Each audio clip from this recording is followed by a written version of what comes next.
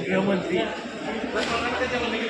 माननीय नामदार अमित शहासाहेब यांनी पुणे येथील बालेवाडी संकुलात भारतीय जनता पक्षाच्या कार्यकर्त्यांच्या मेळाव्याबद्दल जे अनुद्गार काढले आणि महाराष्ट्राच्या अभिमानाला स्वाभिमानाला ठेच पोचण्याचं, महाराष्ट्राचा अभिमान जपवण्याचं जे काम केलं आणि राष्ट्रवादी काँग्रेस पक्षाच्या कार्यकर्त्यांच्या भावना जपवल्या, महाराष्ट्रातील जनतेच्या भावना जपवल्या.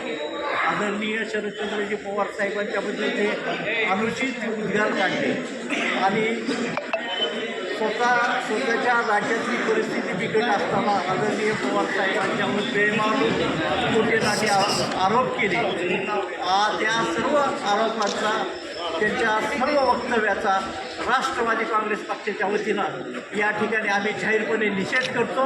आणि असं जर वक्तव्य इथून पुढं भारतीय जनता पक्षाची नेते मंडळी आदरणीय पवार साहेबांच्या विरोधात करत राहिली तर त्याविरुद्ध आम्ही जनक्षोभ आंदोलन या तालुक्यात उभा करू असं मी आपल्याला आव्हान करतो.